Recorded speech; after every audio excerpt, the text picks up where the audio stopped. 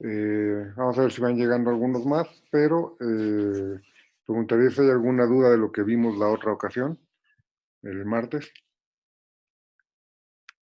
Básicamente, si no hay ninguna duda, vamos a hablar ahora de lo que serían los elementos subjetivos específicos y las demás circunstancias que la ley prevean, que son los demás elementos que podría incluir un tipo penal.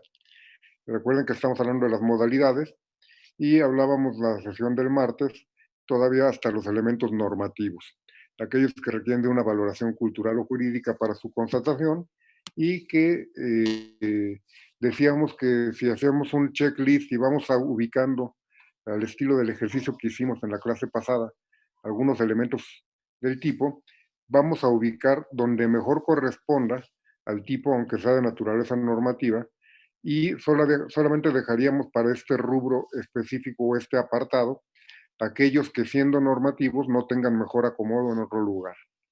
Ahora vamos a hablar de los elementos subjetivos específicos, que son elementos subjetivos distintos del dolo y la culpa. Recordemos que el dolo y la culpa los tomamos como los elementos subjetivos genéricos y que son los que tienen que estar en todos. Los específicos son aquellos que se incluyen cuando el legislador quiere delimitar un poco más la hipótesis típica. Y esto lo vamos a encontrar cuando en un tipo veamos expresiones como al que con ánimo de lucro, al que con el fin de lograr determinada situación, al que con el propósito, por ejemplo, en el secuestro, de obtener un rescate, obligar a alguien a hacer o dejar de hacer algo o causar un daño, prive de la libertad a alguien. Cuando hablamos de, por ejemplo, en el secuestro, tendríamos que ubicar que la privación de la libertad se realiza en forma intencional en cuanto a la restricción de la posibilidad de moverse libremente la persona, pero se hace con el propósito de pedir un rescate, de obtenerlo, mejor dicho, o, insisto, de causar un daño u obligar a alguien a hacer o dejar de hacer algo o cometer secuestro express. Así nos lo maneja la ley general para prevenir y erradicar el delito de secuestro. Y ahí veríamos, por ejemplo, esos elementos subjetivos específicos. ¿De qué nos sirven? Bueno, pues para saber si es un secuestro o no, porque si no, podríamos estar ante una privación ilegal de la libertad simple, que está tipificada en el Código Penal. En la ley del secuestro están las hipótesis que constituyen precisamente la privación con el carácter de secuestro.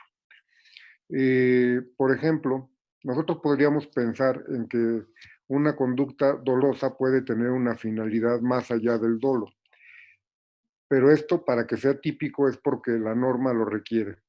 Vamos a poner un ejemplo de un fin específico que no sería típico.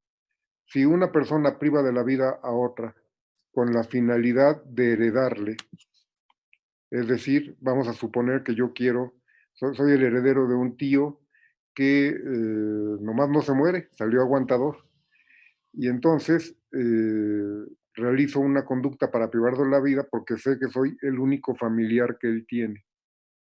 En ese sentido, mi finalidad, más allá de la intención de privar de la vida, mi conducta es dolosa porque yo conozco lo que estoy haciendo y quiero realizarlo. Pero mi finalidad, más allá de esa privación de la vida, es obtener el rescate. Ese sería un elemento subjetivo, más allá del dolo, pero que no sería típico porque la descripción del homicidio no requiere que el homicidio se cometa con la finalidad de heredar. Cuando el tipo sí lo requiere, específicamente lo tendrá que decir. Si nosotros nos vamos, por ejemplo, al 424 bis del Código Penal Federal, vamos a encontrar delitos en materia del derecho de autor y vamos a ver ahí, por ejemplo, que se nos habla en algunas hipótesis del ánimo de lucro, en otros nos hablan de fin de especulación comercial. Esos serían ejemplos de elementos subjetivos específicos. En otros sistemas doctrinales, por ejemplo en los causalistas, concretamente en el causalismo neoclásico, se hablaba de los elementos subjetivos del injusto. Vienen a ser lo mismo, pero como nosotros no estamos hablando de un concepto de injusto, que sería la unión de los elementos conducta, tipicidad y antijuridicidad, y separamos estos elementos, los vamos a llamar como elementos subjetivos específicos o elementos subjetivos distintos del dolo y la culpa. No creo que represente mucho problema este tema. Les pregunto si tienen alguna duda o si podemos ya de plano terminar con el tipo haciendo referencia a las demás circunstancias que la ley prevean. Y como parece que no hay dudas, vamos a continuar. Cuando nosotros vemos en las leyes, por ejemplo, hemos podido constatar que en muchas ocasiones se establecen descripciones en las que dicen, esto aplica para tal caso y lo demás que la ley disponga. Bueno, si la ley lo hace, ¿por qué nosotros no?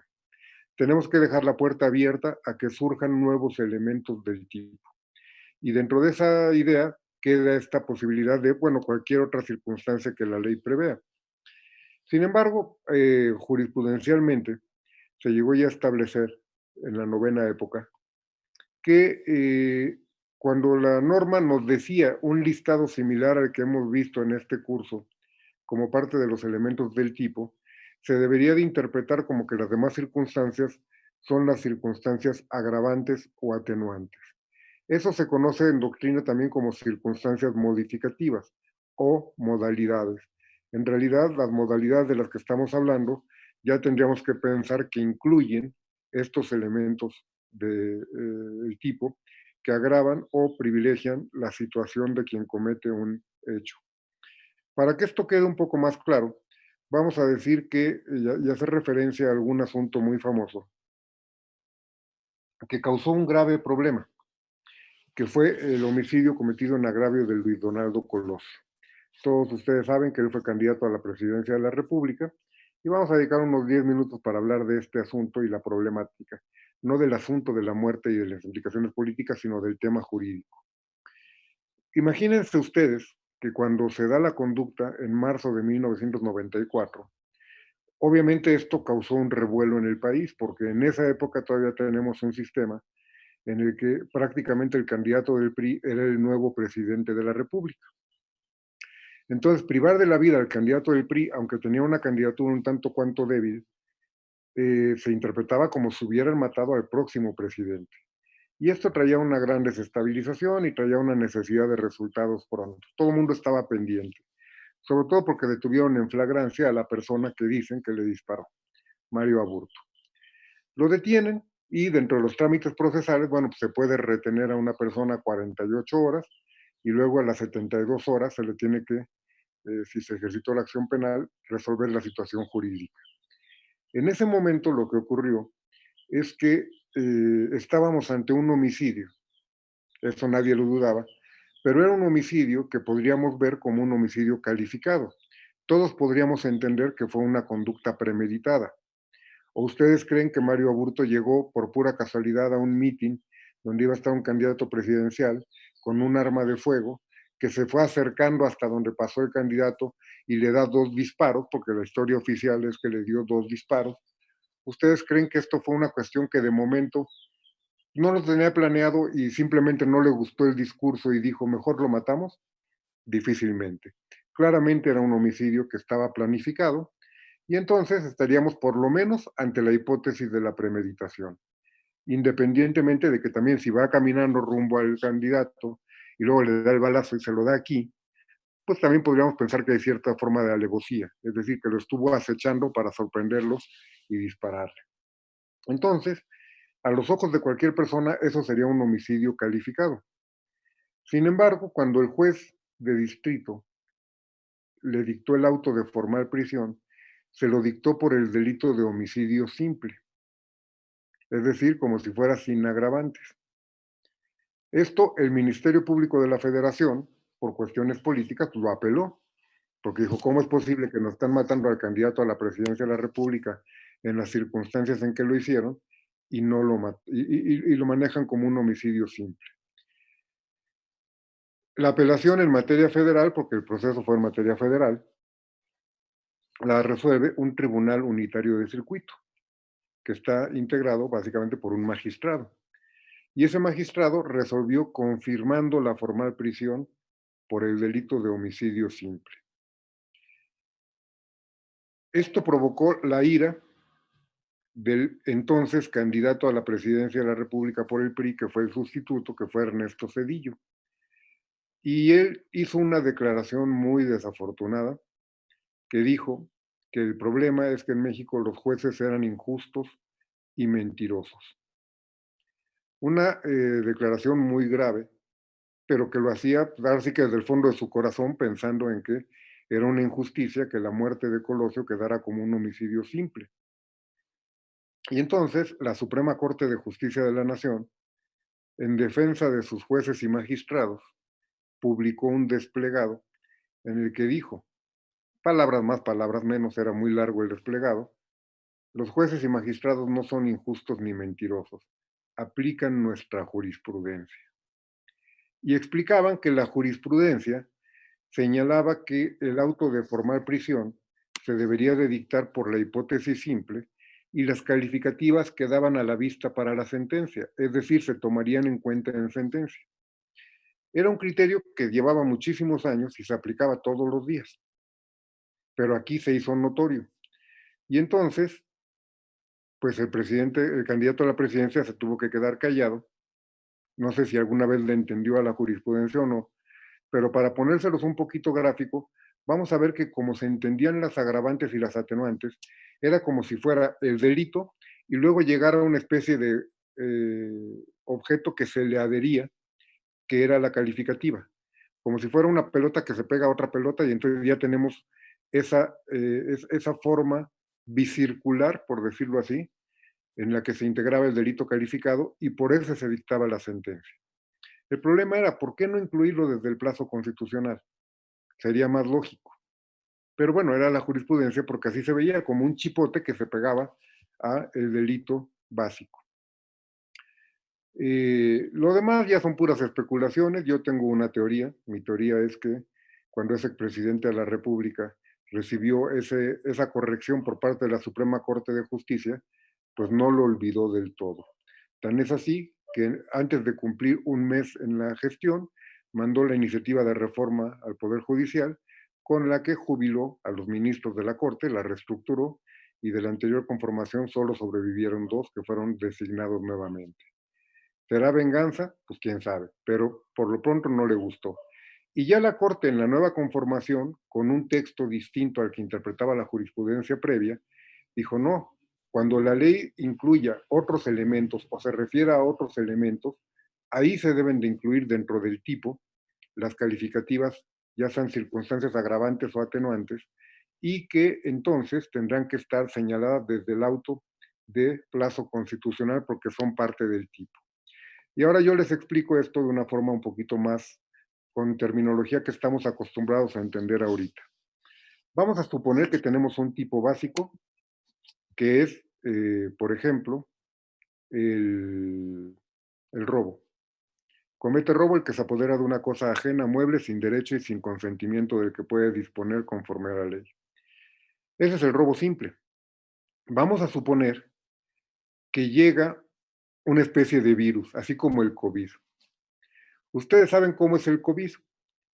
Bueno, saben que es o sea, lo representan circular con una serie de puntitos ahí que sobrevienen y que dicen que parece una corona. Por eso a ese tipo de virus se les llama coronavirus. Ese tipo de virus entra, concretamente el COVID nos han dicho que entra por los ojos, por la nariz o por la boca. Por eso nos dicen que no hay que estarnos tocando y todo esto. Pero ya que entra por la nariz, la boca o los ojos, el virus se va a los pulmones y ahí se aloja. Digamos que ahí es donde encuentra acomodo y ahí se desarrolla y ahí causa la enfermedad. ¿Eso lo tienen más o menos ubicado? Véanlo así con la calificativa. Vamos a pensar que tenemos el listado de elementos del tipo y tenemos esta expresión de las demás circunstancias que la ley prevean y por ahí va a entrar la circunstancia agravante o atenuante, pero ya que entró dentro de la estructura típica, la vamos a ubicar donde mejor corresponda. Entonces vamos a tener dos tipos, uno que era el original y otro que es el tipo modificado porque ya entró la agravante o atenuante. ¿Sí queda clara la idea? Y entonces, por ejemplo, si yo les dijera, vamos a hacer una diferencia entre el tipo de robo simple y el tipo de robo agravado, por ejemplo, por violencia, me tendrían que decir que la única diferencia es que en el tipo agravado lo vamos a tener con un elemento adicional que es el medio comisivo de la violencia. entró por la puerta de las demás circunstancias, pero lo vamos a acomodar en los medios de comisión porque es donde mejor cabida tiene. ¿Sí queda clara la idea? Entonces, el tipo original le vamos a llamar tipo fundamental o básico. Al tipo nuevo, al que creamos con la calificativa, con la circunstancia agravante o atenuante, le vamos a decir tipo complementado, así se llama. Y va a ser tipo complementado, no nada más cuando sea con calificativas. También son tipos complementados los tipos de tentativa, los tipos culposos, los diferentes tipos de autoría y participación, que son los que obtenemos de mezclar los dispositivos de la parte general con el tipo en particular. Si nosotros tomamos el tipo de robo para seguir con él y decimos es un robo del 367 en relación con el 13 fracción segunda, es el tipo básico porque es el robo por autor material. Pero si le queremos aplicar a alguien el tipo de complicidad en el robo, diríamos es el 367 en relación con el 13 fracción sexta, que es el que se refiere a la forma de intervención del cómplice. Ya con haber cambiado eso, hacemos un tipo distinto, que sería un tipo complementado. ¿Sí queda claro esto? Y entonces, dentro de esta demás circunstancias, vamos a abrir la puerta para que entren todas las circunstancias agravantes y atenuantes. Si ya no queda diferencia, o sea, de problema con esto, vamos a hablar ahora de lo que sería el otro elemento de la norma, muy brevemente, que es la punibilidad. Todos han oído la palabra punibilidad seguramente varias veces durante el curso, y no me refiero durante estas pequeñas reuniones que hemos tenido, sino desde que estaban en clase con el maestro Franco, seguramente leían la norma y a veces se decía se aplicará tal porcentaje de la punibilidad del tipo tal, o se hablará de la punibilidad tal. El maestro Franco yo creo que lo sigue haciendo porque es algo muy práctico. Por ejemplo, cuando yo tomaba clase con él, nos decía, cuando yo les pida que lean un artículo, no me lean la sanción, nada más digan, se aplicará con tal sanción o se aplicará X al que realice tal cosa. Porque a veces se pierde mucho tiempo y se pierde la atención con lo que es la lectura de se aplicará prisión de tantos a tantos años y multa hasta de tantos días, etcétera. Pero eso es la punibilidad. Vamos a decir que la punibilidad es el segundo elemento de la norma penal. El primer elemento es el tipo que contiene todo lo que hemos visto en estas últimas sesiones. Y la punibilidad es la advertencia de la sanción. Es la advertencia de la sanción que se hace en la ley a quien realice la hipótesis típica. Ustedes ya lo saben porque ya vieron que hay un precepto y una sanción en la ley. Eso me dijeron que lo habían visto con el doctor en las clases presenciales. Bueno, lo que estamos haciendo es considerar que el precepto, que es la hipótesis normativa de la conducta, es el tipo, y la hipótesis normativa de la sanción es la punibilidad. Punibilidad que entonces la entendemos como la combinación de privación o restricción de bienes del autor del evento típico, es decir, la advertencia de que te van a privar o restringir bienes como autor del evento típico. Esto es un presupuesto porque está dentro de la norma y tiene que ser previo a la conducta. Recuerden el principio de legalidad. El nullum crimen sin el eje, nula pena sin el eje. Tiene que haber una ley que describa antes tanto la conducta como la consecuencia. A la descripción en la ley de la conducta le llamamos tipo, a la descripción de la consecuencia en la conducta le llamamos punibilidad. Y esa punibilidad va a tener las mismas características que el tipo y que cualquier norma jurídica, y es que van a ser generales, abstractos e impersonales. ¿Qué es lo que va a ocurrir para distinguir de lo que es la pena? Cuando nosotros vemos la punibilidad, te están avisando que, por ejemplo, el que cometa, si nos vamos al homicidio calificado en materia federal, el que cometa un homicidio calificado le van a aplicar una sanción, que esto es la punibilidad, la advertencia de esa sanción, de 30 a 60 años de prisión. ¿Cómo llegamos a que una persona cumpla 50 años de prisión por haber matado a alguien? Quiere decir que entre el punto en que te amenazaron y el punto en que se aplica el castigo tiene que haber algo. Bueno, vamos entonces a distinguir tres situaciones o tres conceptos. El primero es la punibilidad, que es lo que ya les dije, la advertencia de sanción que hace la ley. El segundo va a ser la punición, que es la individualización que va a hacer un juez cuando dicte una sentencia condenatoria.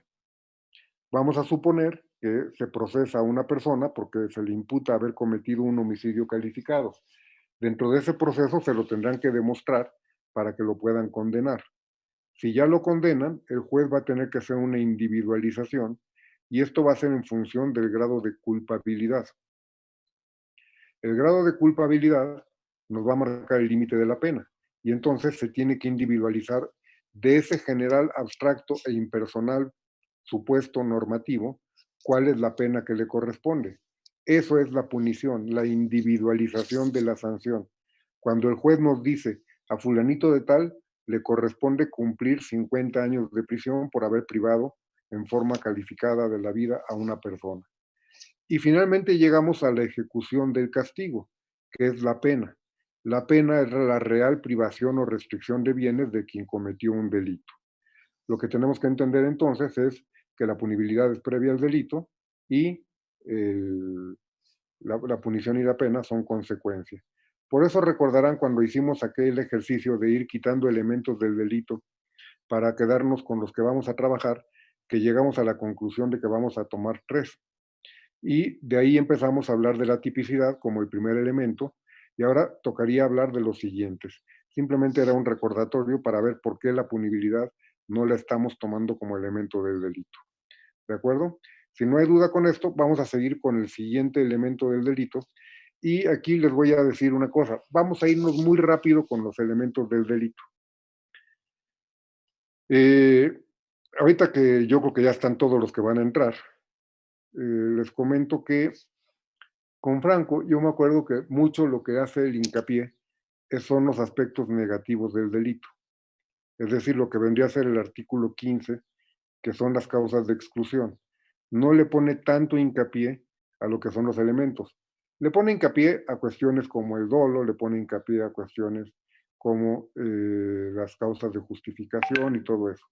Entonces, pensando en que se queden inscritos y no se den de baja para efectos de examen, creo que les hace falta más que veamos o nos enfoquemos más en lo negativo. Vamos a explicar brevemente lo positivo, por supuesto, los aspectos, los elementos del delito, pero vamos a tratar de avanzarle para que veamos un poco más a fondo las causas de exclusión. ¿De acuerdo? Y también les comento respecto a la plática que tuvimos del martes. Yo en lo particular, de lo que he oído de chismes, no me han confirmado nada. Yo ni por error me iría a un remedial. En serio, se los digo en serio. No se sabe ni cuántos grupos van a abrir porque va a depender de cuál va a ser la demanda, no se sabe qué horarios van a tener, se rumora que van a ser de 30 y tantas horas, es decir, sería como medio semestre. Se está pensando entonces que es remedial porque es lo que faltó de tener como presencial, entonces les están diciendo que les van a dar medio curso en lugar de darles todo el curso. Al final el examen parece que va a ser objetivo, es decir, no lo va a hacer el profesor, sino van a ser como departamentales. Yo, en resumidas cuentas, y todo esto es chisme, no me consta nada.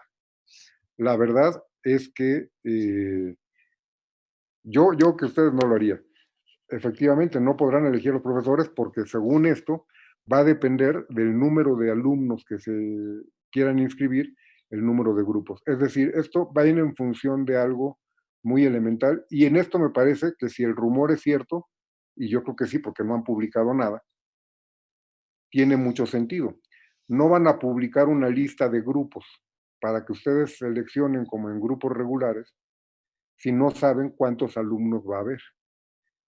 Entonces, primero se esperan a ver quiénes se dan de baja. Vamos a suponer que se dan de baja 5 personas, pues van a abrir un grupo remedial. Vamos a suponer que se dieron de baja 500 personas, entonces van a abrir 2 o 3 grupos. Pero eso va a ser en función de los que van a requerir el curso y no se puede anticipar hasta que haya terminado el periodo de bajas. Entonces es un círculo vicioso. No pueden tener la información para decir, no, pues sí va a haber buenas opciones, me meto al remedial, porque las opciones van a estar hasta que se sepa cuántos van a tomar el remedial. Yo en lo particular, insisto, me la jugaba. Me la jugaba con mi maestro, el maestro mandará su examen, traten de, con lo que él les diga, con lo que yo he tratado de no hacer los bolas, saquen su curso adelante si pueden, y luego, al que le interese mucho la materia penal, al que vea que le hace falta otra cosa, me cae que haga el esfuerzo y métase de oyente a otro grupo, otro semestre, y aprendan lo que tengan que aprender, que piensen que no aprendieron, pero ahorita yo, mi recomendación sincera, saquen su materia adelante. Bueno, vamos a compartir un cuadro que es de los que están en el libro y ya creo que Galo fue el que dijo que iba a compartirles, pidió autorización para compartir en el grupo de WhatsApp. Entonces los esquemas están en el libro, si no están, bueno, le pueden tomar captura de pantalla. Lo que vamos a hacer es ir guiándonos en esto para el desarrollo de estos temas. Ahí vemos un cuadro que se va a ir desplegando y que nos habla del delito y sus aspectos negativos.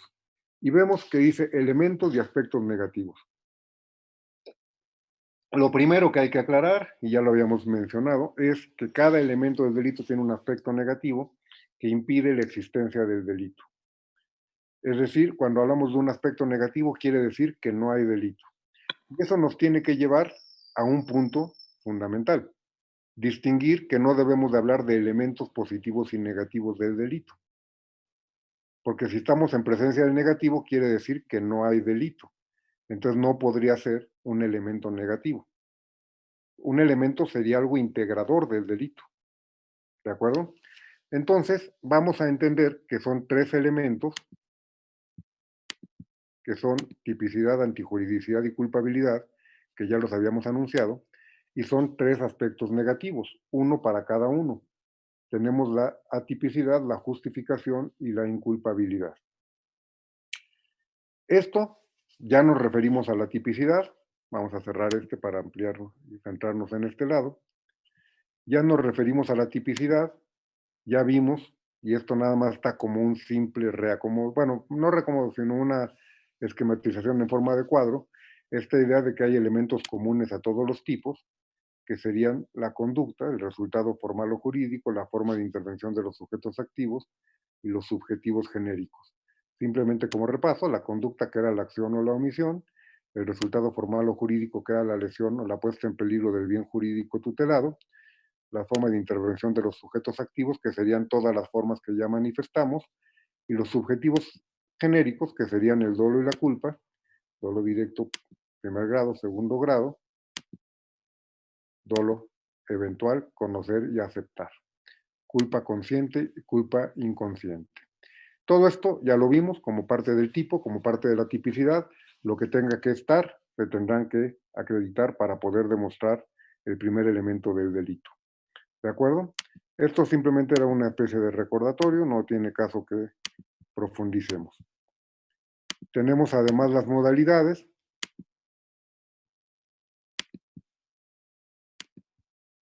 y dentro de las modalidades hablábamos de todo esto.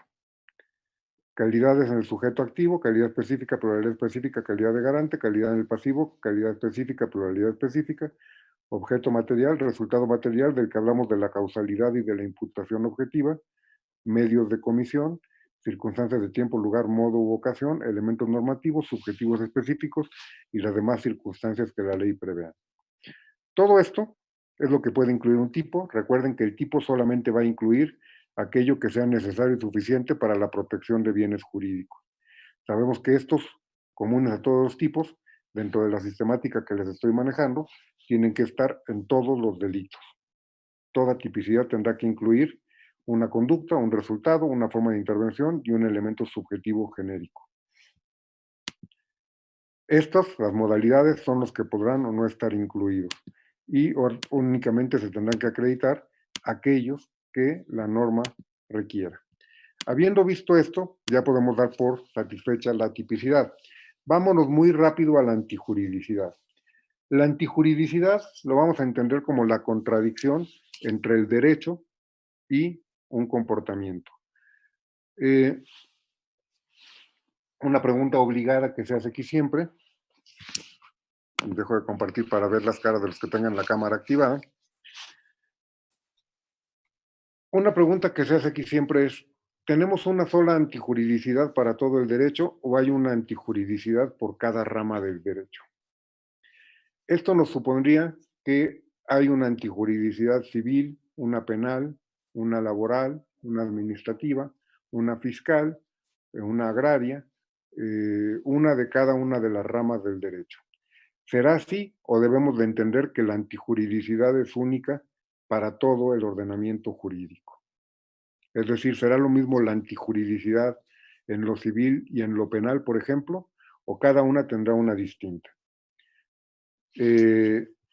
Vamos a suponer que yo les dijera ahorita que me tienen que decir todos si es una sola antijuridicidad o es una distinta.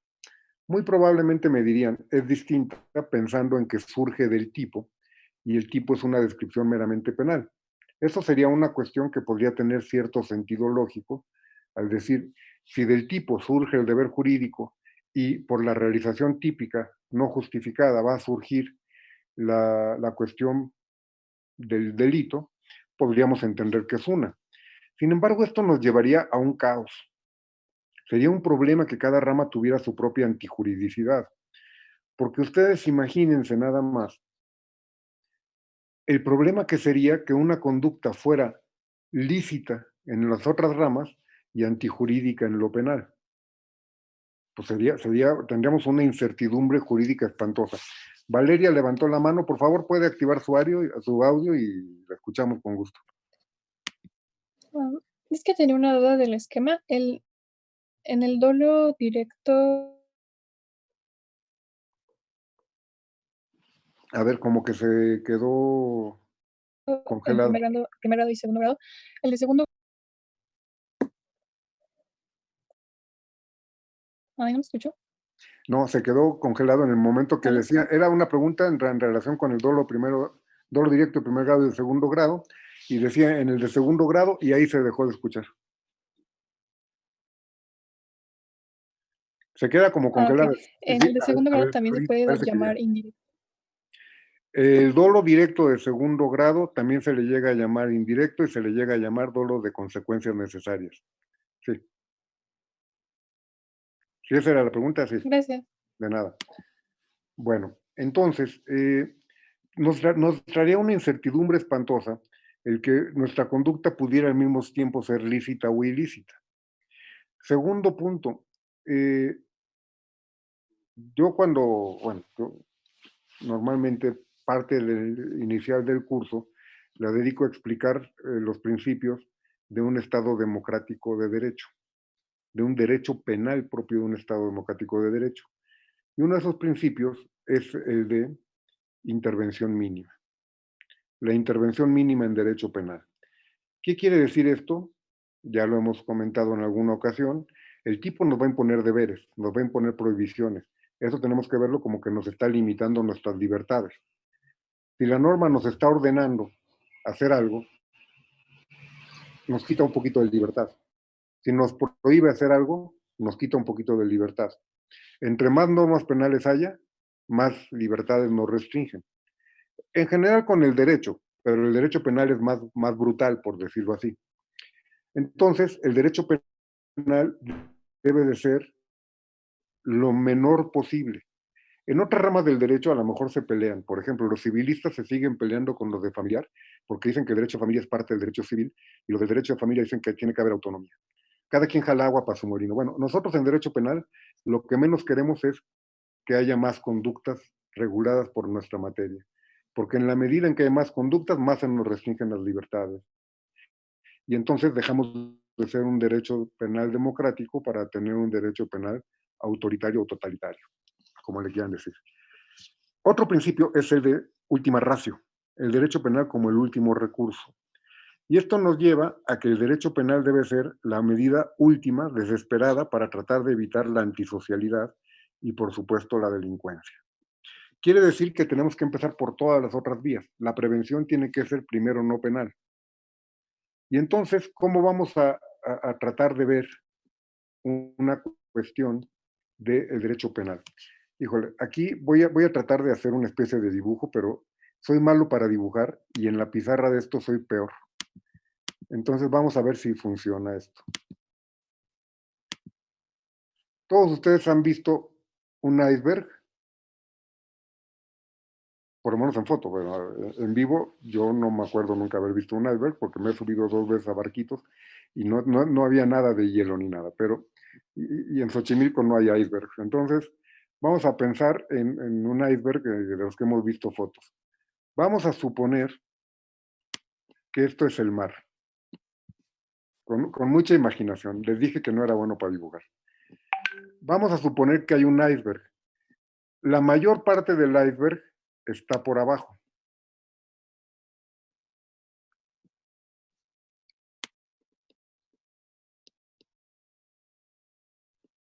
Eso es una... Vamos a suponer que ese iceberg, y eso es una frase que no es mía, la estoy retomando de Francisco Muñoz Conde, que él nos dice que el iceberg vendría a ser el sistema de control social. Nosotros vivimos en un sistema de control social. Tenemos una serie de normas, de disposiciones, de principios, de valores que van limitando nuestro comportamiento social. Entonces, si nosotros pensamos en todo el sistema de control social, ¿cuál es la parte más visible? ¿La que está abajo o la que está arriba del agua? Como en un iceberg, la parte que está abajo es la parte más grande. Si ustedes se ven en este intento de iceberg y en este mar que está muy picado, la mayor parte del sistema de control social estaría abajo del agua. La menor parte está arriba. ¿Cuál sería el derecho penal? Sería la parte de arriba. No, la de arriba. Porque lo que queremos es que sea la menor parte. Dice Muñoz Conde, el derecho penal es la punta del iceberg del sistema de control social.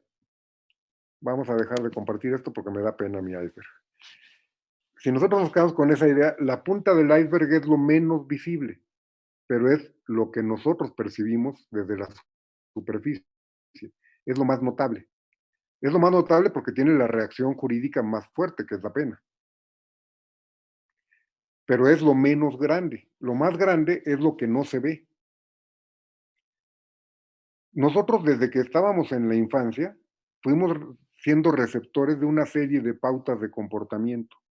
En su casa les decían, haz esto, no hagas lo otro, haz tal cosa. Hay algunas que son meramente de orden moral, por decirlo así, que no tienen una consecuencia coercitiva. Hay algunas que sí tienen consecuencia coercitiva y entonces ya hablamos de cuestiones jurídicas, pero hablamos de cuestiones, por ejemplo, reglamentarias, de cuestiones legales, pero no penales. Y al final de todo debemos de llegar a lo penal. A ver, por ejemplo, aquí como formas de control social. Los que tienen activada la cámara, yo les agradezco mucho porque me choca darle la clase a una pantalla de computadora y nada más verme yo. Gracias, Antonio. Yo se los pedí alguna vez, les dije, activen la cámara. Me sirve porque aparte yo luego les pregunto, ¿tienen dudas? Y me dicen, ¿no? Y ya me quedo tranquilo y sigo adelante, me dicen sí, y entonces ya plantean la duda. Es decir, también tiene una utilidad. Gracias, Diana. En ese momento, Diana acaba de prender su cámara, tal vez porque sintió un poquito de remordimiento, tal vez porque dijo, no, pues sí nos había dicho y qué gacho que no le haga caso y la castigo nada más mostrándole mi nombre, lo que sea. Pero eso ya limitó su comportamiento. Ya podríamos entender que es una pauta de control social. Ya podríamos entender que todos ustedes saben que por lo menos en esta clase, al que les está hablando, le gusta que muestren su rostro, no por ver caras así nada más para ver si se peinaron o no, eso no importa, están en su casa, pueden estar tranquilos. ¿Sí? Tomo captura de pantalla, sí, la tomo para tener el recuerdo, pero no la voy a publicar. Es más, vamos a publicar ahorita aprovechando que tenemos a Diana ahí.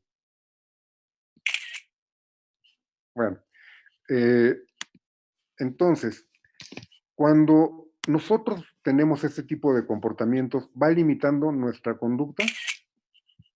De algunos sí, de algunos no. Algunos siguen con la cámara apagada y seguirán con la cámara apagada. Y bueno, si están aprovechando la plática, me doy por bien servido con eso, aunque tengan la cámara apagada. No hay problema. ¿Por qué? Porque no tiene consecuencia, pero es una pauta de control. Si ustedes salen a la calle y avientan algo de basura a la banqueta, la gente los va a ver feo. Si los ve un policía, los va a infraccionar.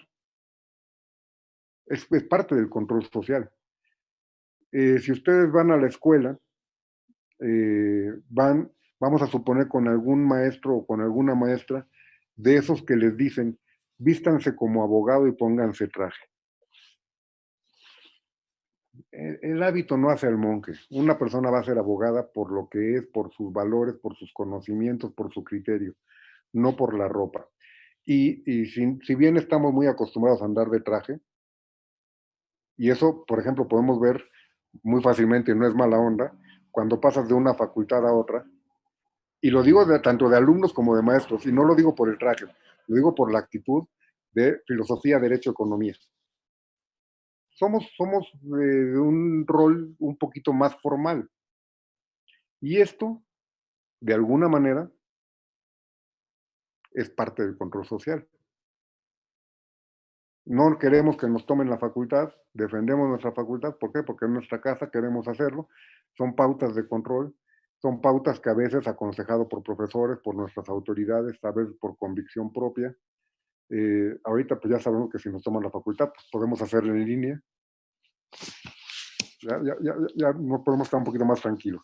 Pero no, obviamente no queremos que nos tomen la facultad. Si alguien aquí quiere tomar la facultad, se le respeta, pero no se comparte la idea.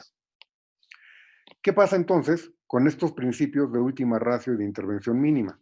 La intervención mínima la vemos representada con la punta del iceberg, como el derecho penal, como la menor parte del sistema de control social. Y la última ratio es si nosotros pensamos de abajo hacia arriba en el iceberg, es decir, si nosotros pensamos en esta idea de que el iceberg representa la prevención social, debemos de empezar de abajo. Vamos a empezar con medidas administrativas, vamos a empezar con medidas educativas, vamos a ir con reglamentos, vamos a ir con normas no penales para llegar al final al derecho penal. Esa es la idea que nos deja esta imagen de la punta del iceberg del sistema de control social. Bueno, si nosotros pensamos en esto y nosotros pensamos, ¿vieron ustedes los caracteres del derecho penal? Cuando se dice que el derecho penal es público, coercitivo, sancionador. Bueno, cuando se dice que es sancionador, a lo que se refiere es a que no crea los bienes jurídicos que tutela, sino que está protegiendo los bienes que provienen de otras ramas del derecho. Por ejemplo, el derecho a la propiedad no lo crea el derecho penal, lo protege el derecho penal. ¿De acuerdo? Y entonces, de ahí tenemos que ver que el derecho es un todo, tiene que ser un sistema organizado. No podemos ver ramas aisladas. Imagínense qué grave sería que la punta del iceberg, que es el derecho penal, estuviera separado en cuanto a su contenido y sistemática y regulación de todas las demás ramas del derecho. Sería caótico. Entonces, por eso decimos, el derecho penal se relaciona con todas las ramas porque de entrada los bienes jurídicos surgen en las otras ramas. Aquí nada más los protegemos. ¿De acuerdo? Y entonces, la antijuridicidad va a ser común a todas. ¿Qué es lo que va a pasar?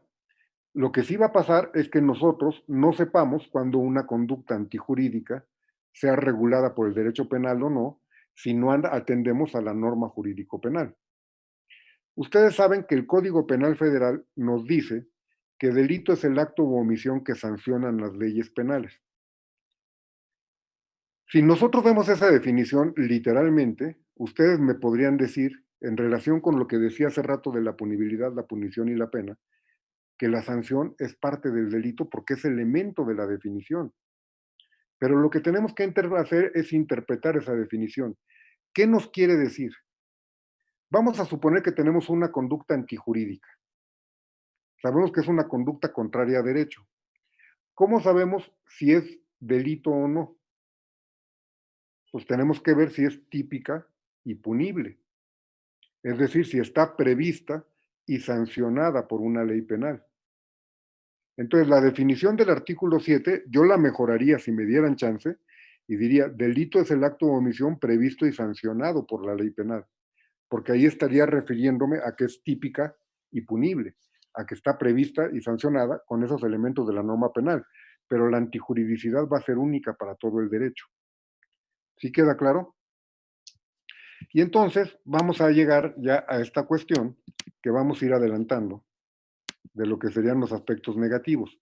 Cuando nosotros hablamos de la antijuridicidad, tiene un aspecto negativo que son las causas de justificación.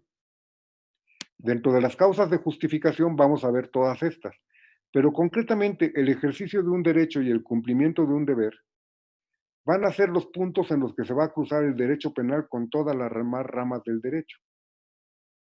Porque podrá ocurrir el caso, y les pongo un supuesto, hay un tipo penal que es la falsificación de documentos.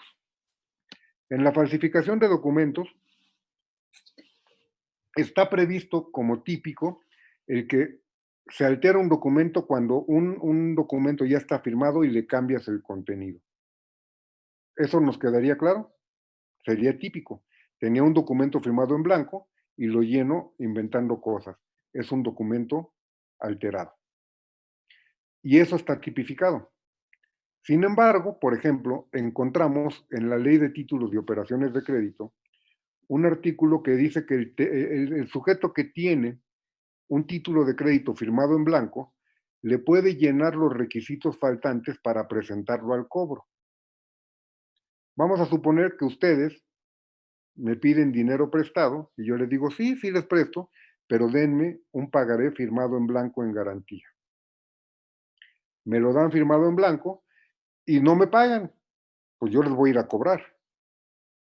Pero para cobrarlo tiene que tener ciertos requisitos, tiene que estar llenado el documento. Pues lo voy a llenar y lo voy a presentar al cobro. Si yo lo lleno por la cantidad que me deben con el interés legal, si yo lo lleno así, pues no hay bronca porque estoy llenando los datos de acuerdo a lo que me faculta la ley de títulos y operaciones de crédito. Si no, de nada serviría el documento. ¿De acuerdo? Entonces, esta conducta típica, porque sí sería típica, estaría amparada por una causa de justificación que sería el ejercicio de un derecho que está en la ley de títulos y operaciones de crédito. ¿Por qué lo vamos a hacer así?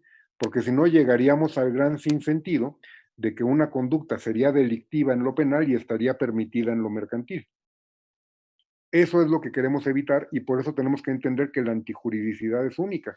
Y entonces la antijuridicidad la vamos a entender como la contradicción de esta tipicidad frente a todo el ordenamiento jurídico. No es solamente frente a la hipótesis típica, no es solamente la contradicción contra el eh, artículo que prevé el deber jurídico. ¿Sí queda claro esto? ¿Toda conducta típica será antijurídica? No, lo acabamos de decir, podrá ser típica, pero podrá ser lícita porque se ampare en una causa de justificación. Si la conducta típica se realiza con un consentimiento presunto, en defensa legítima, en estado de necesidad, en ejercicio de un derecho, en cumplimiento de un deber, va a ser típica pero no antijurídica. Estos elementos son de los que le encantan a Franco, ¿eh?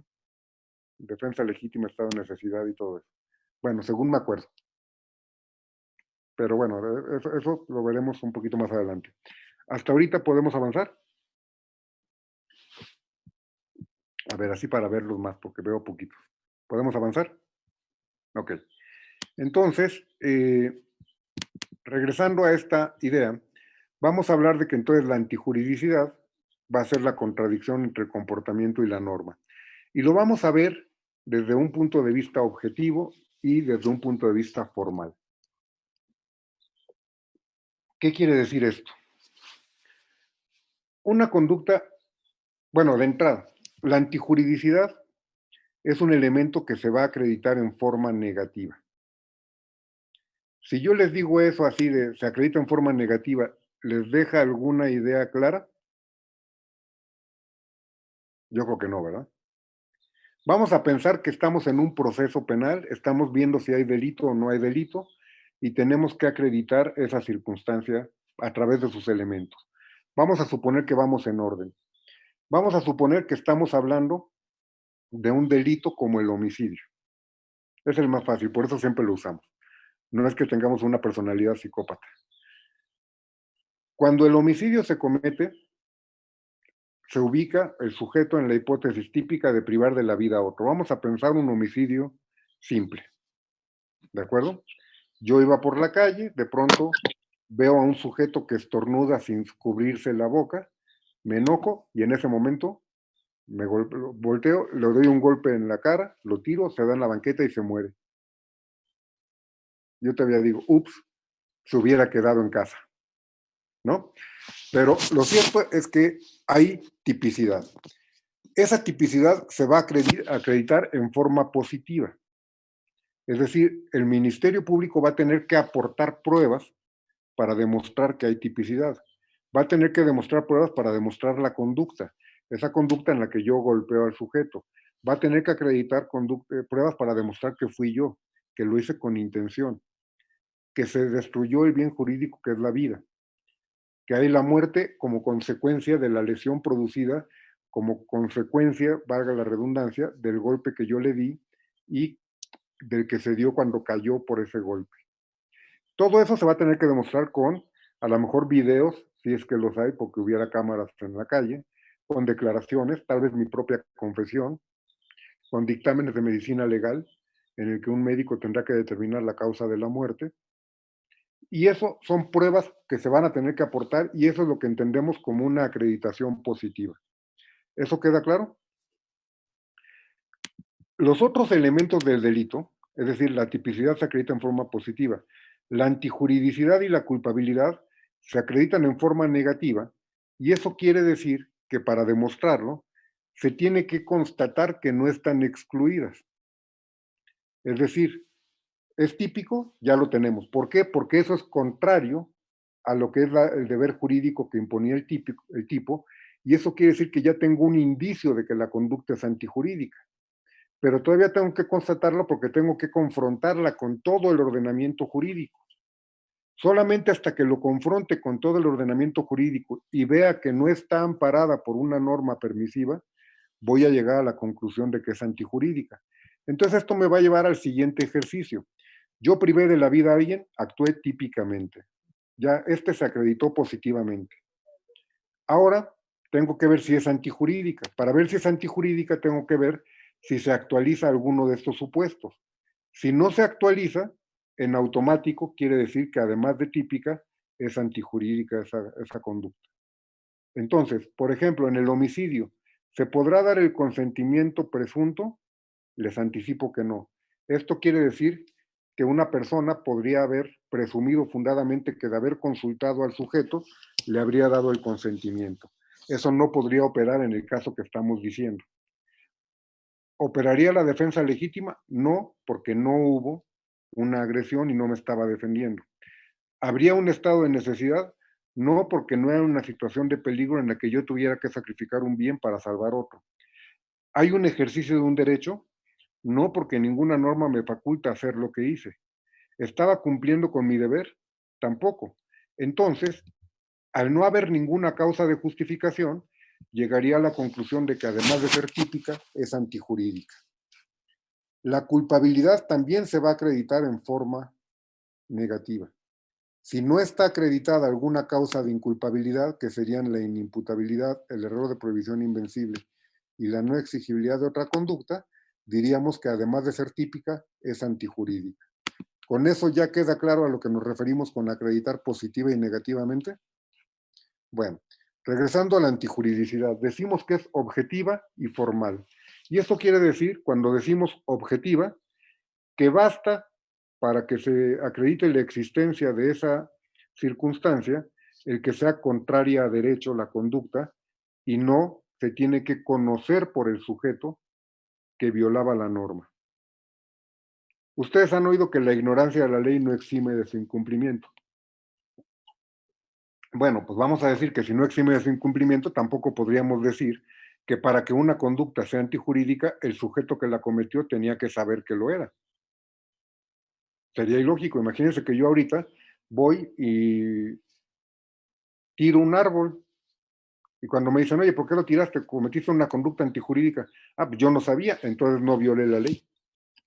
No, la antijuridicidad tiene que ser objetiva. El comportamiento como tal, confrontado con la norma, resulta contrario, es antijurídico, independientemente de que el sujeto sepa que violaba la norma o no. Ese conocimiento de la ilicitud sí va a ser relevante, pero lo vamos a ver aquí, dentro de la culpabilidad, porque eso nos va a servir para reprocharle al sujeto que violó la ley, pero no es parte de lo que es la violación a la ley misma. ¿De acuerdo? Entonces, sí va a ser importante la subjetividad de la ilicitud, pero no para la existencia de la antijuridicidad, sino para la reprochabilidad del evento. ¿Esto queda claro? Ahora, sí va a ser importante y lo voy aclarando de una vez. Cuando hablemos de las causas de justificación, que es el aspecto negativo, es decir, para estos, sí va a ser necesario el aspecto subjetivo. Es decir, cada una de estas va a tener ciertos requisitos. Por ejemplo, para que haya una defensa legítima tiene que haber una agresión de la que te defiendes. Eso sería un presupuesto fáctico, sería el aspecto objetivo. Pero en el aspecto negativo también tiene que haber el conocimiento de que se está actuando al amparo de la causa de justificación. Si yo, por ejemplo, mato a la persona que vi en la calle porque me enojé y resulta que era un youtuber que había publicado en su canal que iba a salir a la calle y al primer infeliz que se encontrara lo iba a matar. Ese era yo, ese infeliz. Entonces, después me entero porque veo el canal de YouTube que estuvo en peligro mi vida. Si no lo mataba yo a él, él me hubiera matado antes sin que yo lo supiera. Bueno, desde el punto de vista objetivo, a lo mejor estamos ante una agresión inminente, pero yo no la conocía. Yo no puedo hacer valer que me estaba defendiendo.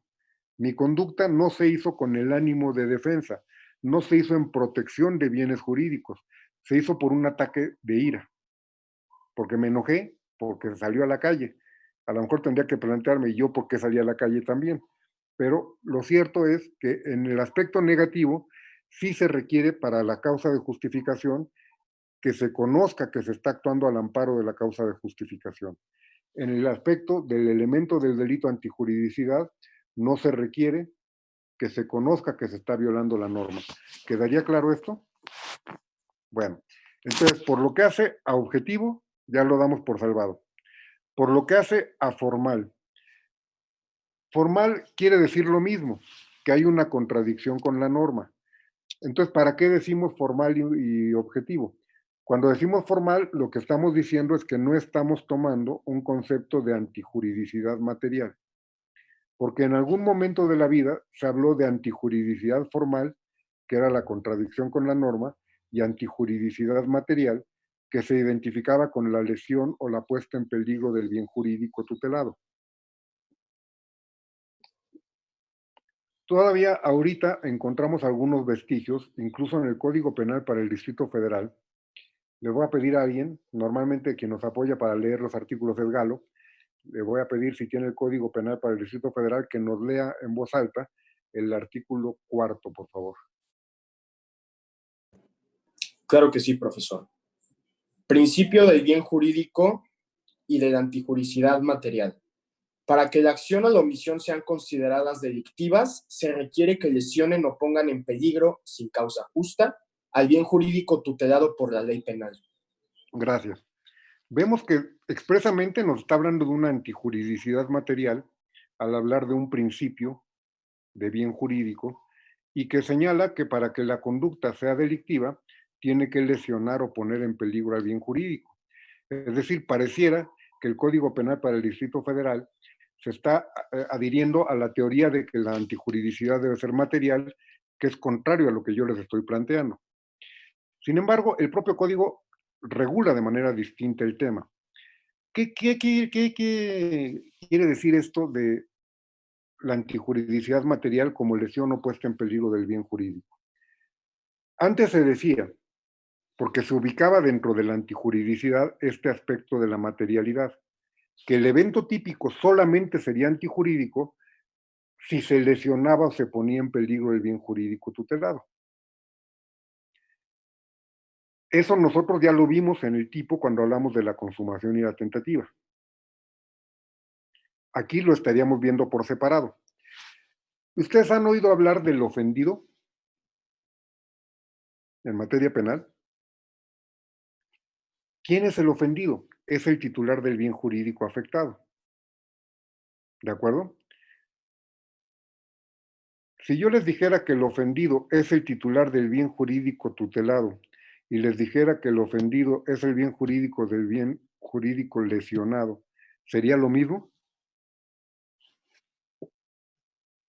A ver, repito. Ofendido como titular del bien jurídico tutelado es lo mismo que ofendido como el bien jurídico, el titular del bien jurídico lesionado.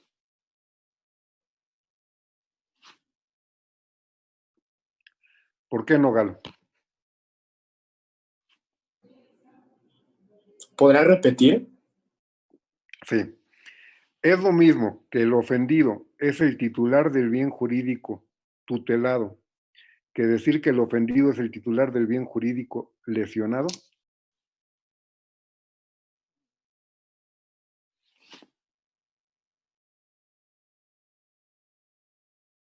O puesto en peligro. Podría ser cualquiera de las dos.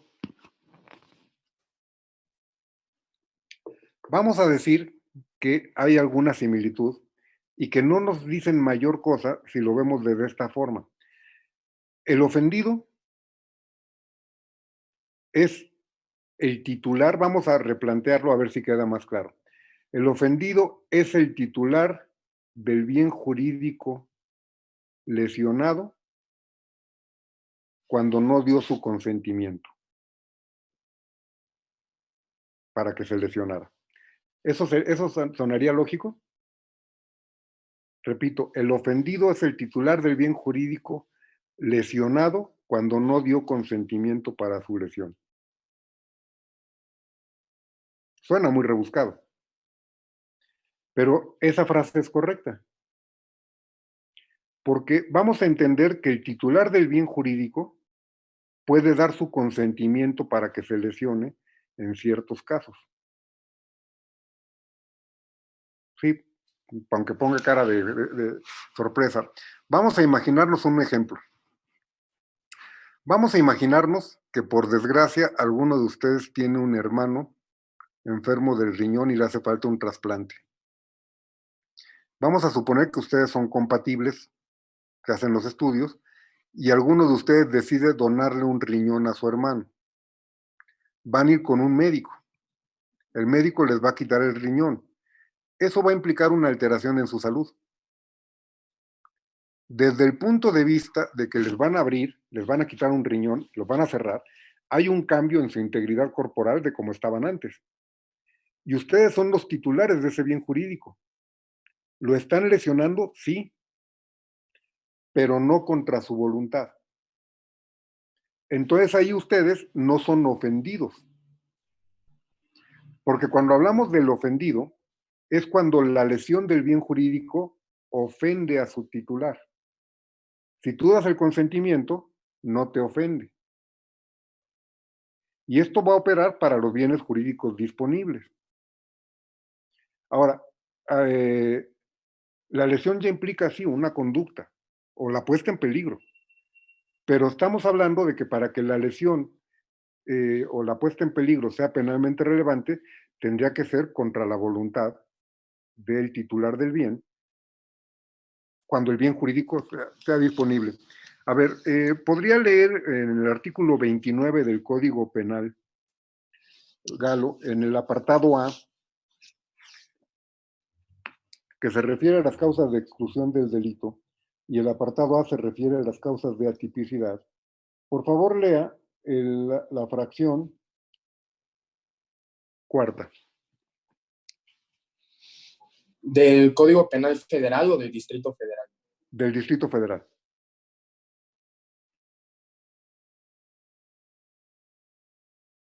¿Qué fracción es, profesor? La fracción cuarta del apartado A. Dice, el delito se excluye cuando se presenta una causa de atipicidad, justificación o inculpabilidad. Y luego apartado A, atipicidad. Es decir, lo está ubicando como causa de atipicidad. Fracción cuarta. Sí. Atipicidad por consentimiento, disponibilidad de bien jurídico. Se actúe con el consentimiento del titular del bien jurídico afectado o del legitimado legalmente para otorgarlo, siempre y cuando se cumplan con los siguientes requisitos. ¿Los menciono? Sí. A. Que se trate de un bien jurídico disponible. B. Que el titular del bien jurídico o quien está legitimado para consentir tenga la capacidad jurídica para disponer libremente del bien. Y C. Que el consentimiento sea expreso o tácito y no medie algún vicio del consentimiento. Gracias. Entonces encontramos que ahí hablaríamos de una causa de exclusión del delito y no diríamos que es el consentimiento del ofendido, porque si dio el consentimiento, la lesión del bien no le ofende.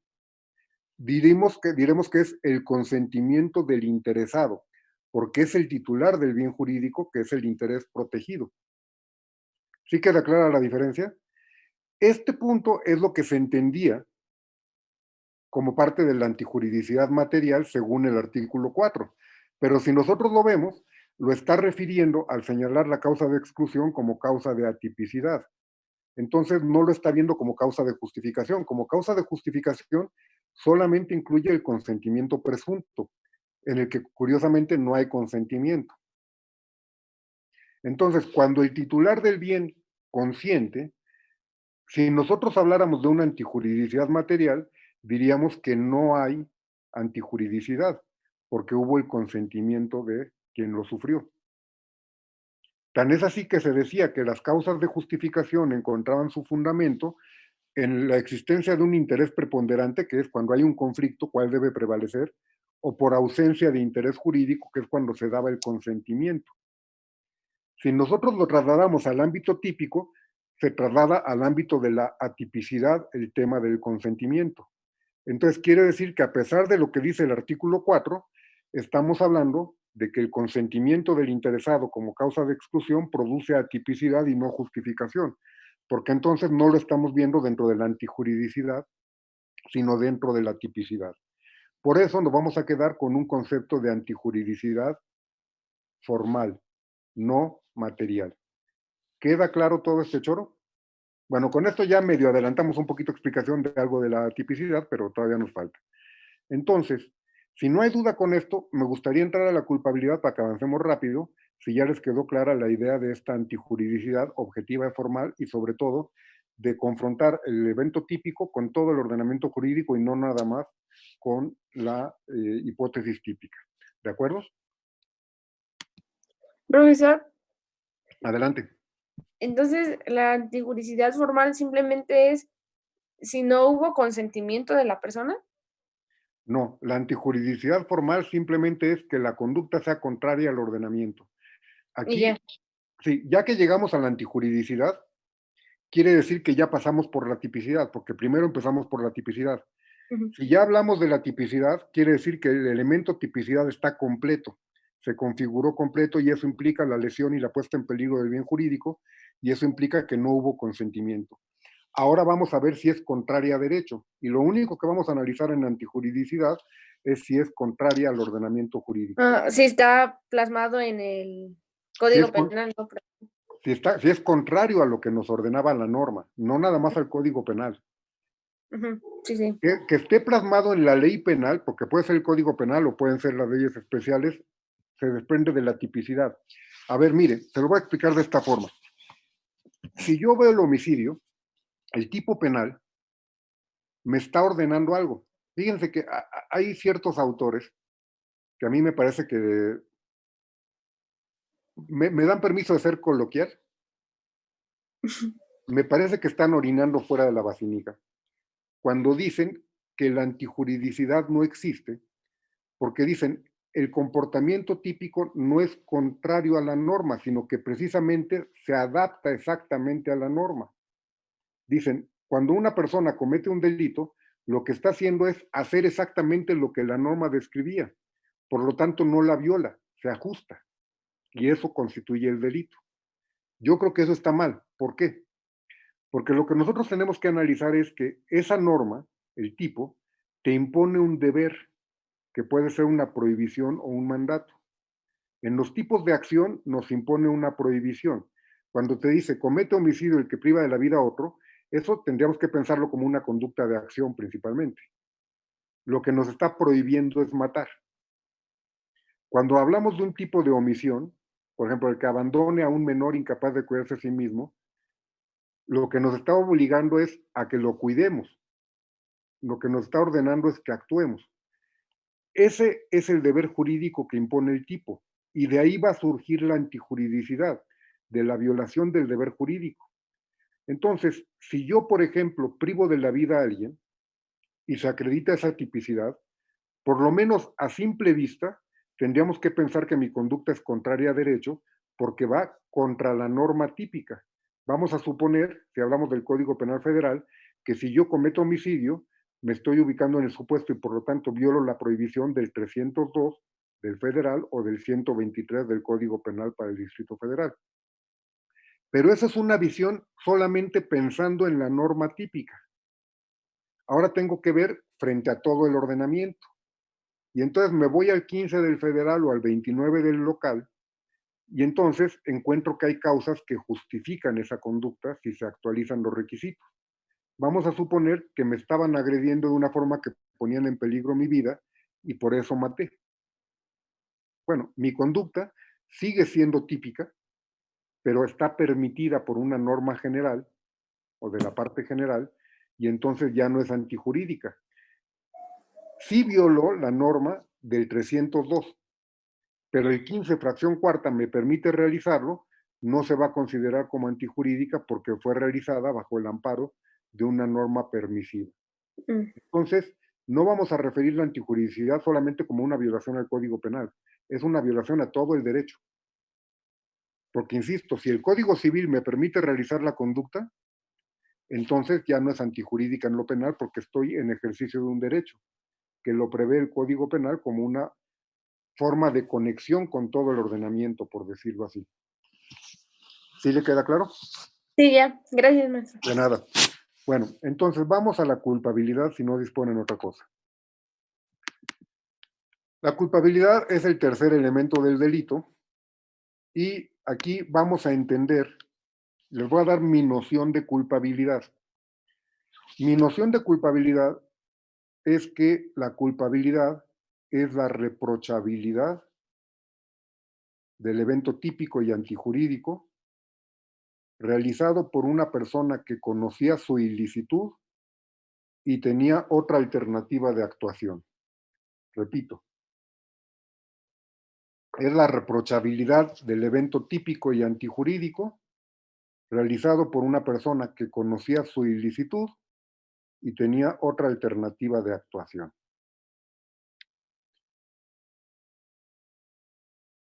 Esta reprochabilidad va a recaer sobre los dos elementos del delito en función del autor. ¿De acuerdo? Es decir, le vamos a reprochar su tipicidad y su antijuridicidad de la conducta realizada a quien sabía que la conducta era ilícita y podía no haberlo hecho. Esto nos va a llevar a tres elementos del delito: la imputabilidad, la conciencia de la antijuridicidad y la exigibilidad de otra conducta. Si nosotros pensamos, de la definición se desprende que la culpabilidad va a recaer sobre los dos primeros elementos en función de estos dos aspectos de la culpabilidad, la conciencia de la antijuridicidad y la exigibilidad de otra conducta. ¿Esto quedaría claro? Por lo menos como planteamiento de partida. No dijimos nada en la definición sobre la imputabilidad. No hacía falta. Si estamos diciendo que el sujeto conocía su ilicitud, es porque es imputable, porque solamente los imputables pueden conocer la ilicitud. Pero ustedes se acuerdan cuando estábamos nosotros decidiendo qué elementos íbamos a incluir en el delito, que decíamos que la imputabilidad, para los que consideran una teoría con más elementos, a veces la toman como un elemento del delito. Yo les decía, la imputabilidad no puede ser un elemento del delito desde el punto de vista de que es una capacidad mental, una capacidad para conocer y para querer, para conocer la ilicitud y para conducirse de acuerdo con esa comprensión. Si esto es la imputabilidad, vamos a seguir esta línea, capacidad para comprender la ilicitud y para conducirse de acuerdo con esa comprensión, vamos a llegar a la conclusión de que no es un atributo, como se los decía en su oportunidad, de la conducta delictiva, sino del autor de la conducta. ¿De acuerdo? Y entonces, por eso no la consideramos elemento del delito. Dijimos que tampoco sería presupuesto de la culpabilidad, porque sí se debe de tomar en cuenta dentro de la culpabilidad para medir el grado de la reprochabilidad de la conducta. No le vas a reprochar igual a quien tiene una capacidad para comprender plena que a quien tiene una capacidad más limitada. Va a haber un menor reproche para el que tiene menos capacidad.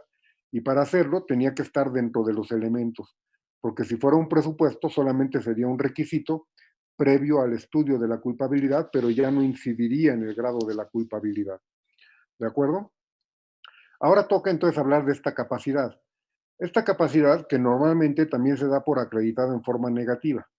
Es decir, si no hay elementos que demuestran que eres inimputable, se te tiene como imputable. La ley penal no nos define la imputabilidad como elemento de la culpabilidad, o bueno, sí lo prevé en cuanto a los efectos, por decirlo así, como causa de inculpabilidad si vemos en el Código Penal para el Distrito Federal. En el federal lo deja la interpretación del que lo lea, digamos, del que lo estudie, pero de la regulación se desprende que sería parte de la culpabilidad. Lo que hacen es definirnos el aspecto negativo. Lo que hacen es que nos dice la ley penal que el delito se excluye cuando el sujeto que realice la conducta sea inimputable. Y eso es por padecer trastorno o desarrollo intelectual retardado que le impidan comprender estos aspectos o conducirse de acuerdo con la comprensión. Si esto queda claro, vamos a entender que si pensamos en un proceso, a todos se nos va a dar por imputable, salvo que se demuestre lo contrario. Si hay alguien que presenta alguna circunstancia especial en cuanto a su capacidad, tendrá que aportar una prueba idónea en el proceso para que se tome en cuenta.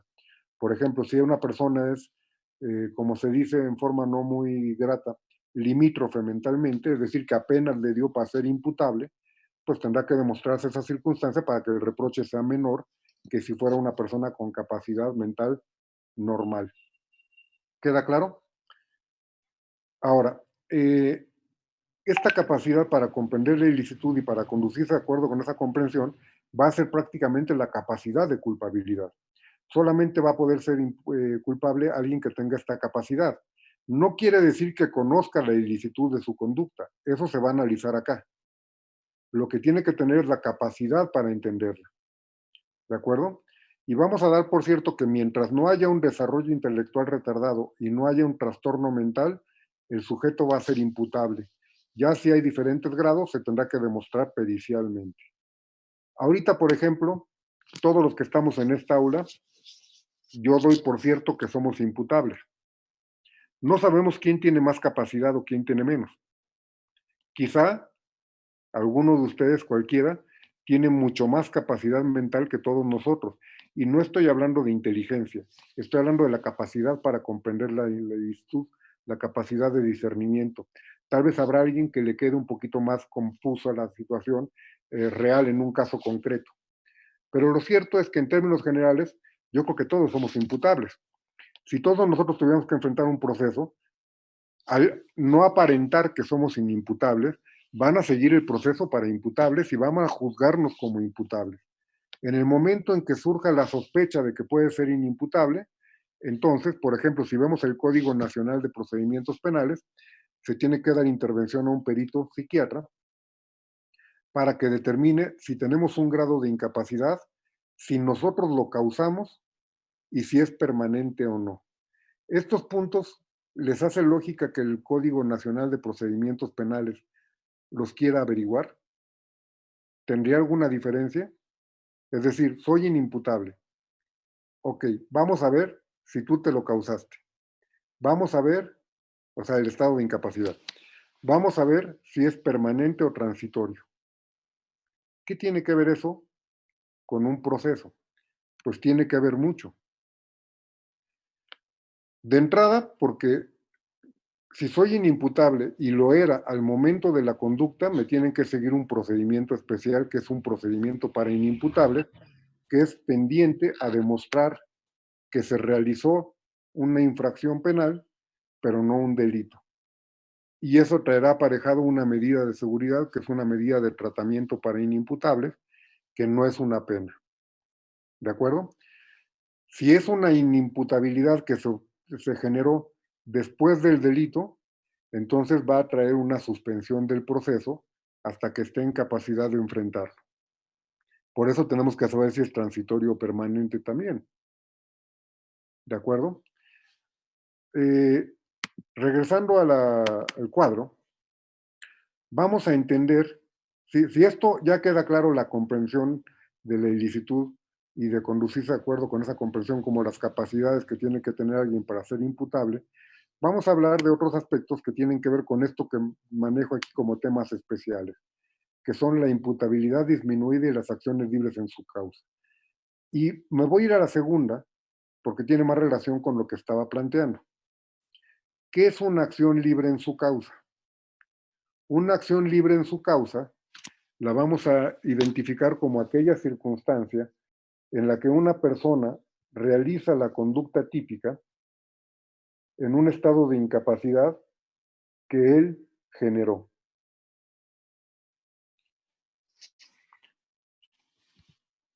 Y que él generó dolosa o culposamente, según el Código Penal Federal.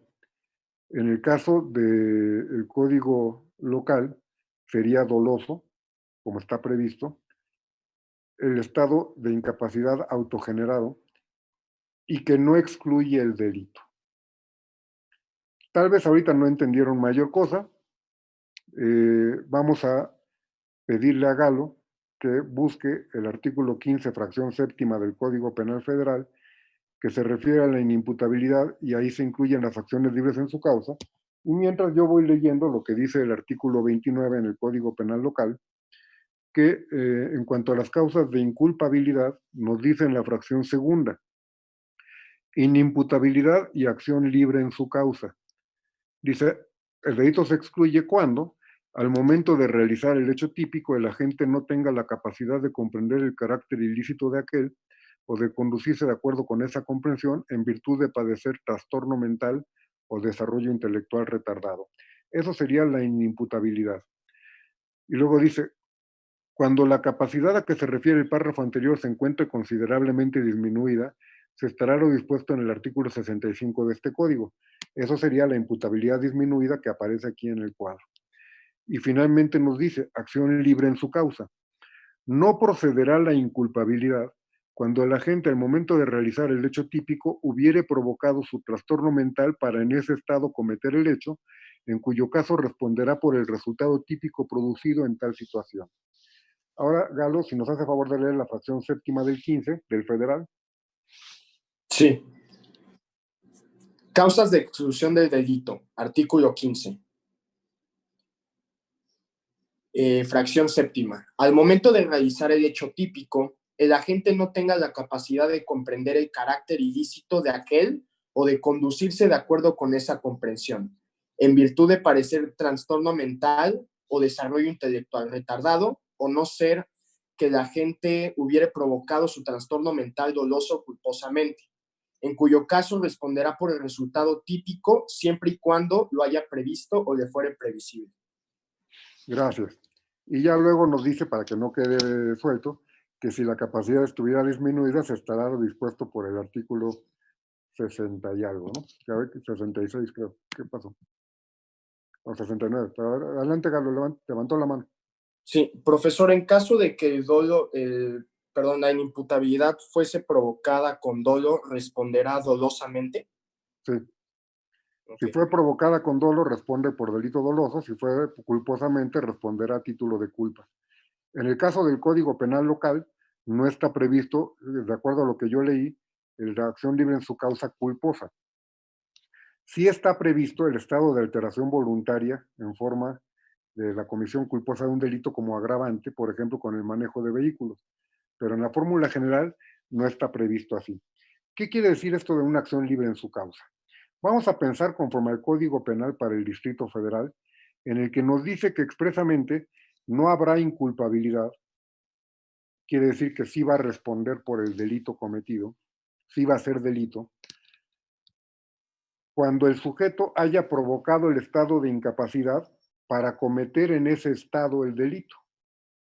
Dicho de otra forma, vamos a suponer que yo quiero ir a matar a alguien. Ya ven que soy medio recurrente con el homicidio, pero es el más fácil. Yo quiero ir a matar a alguien. ¿Ustedes creen que sea fácil matar a alguien? Y no me refiero a la forma de ejecución. La vida humana es muy frágil. Tal vez hay muchas formas en las que fácilmente podemos provocar que alguien fallezca, pero no ha de ser fácil tomar la decisión.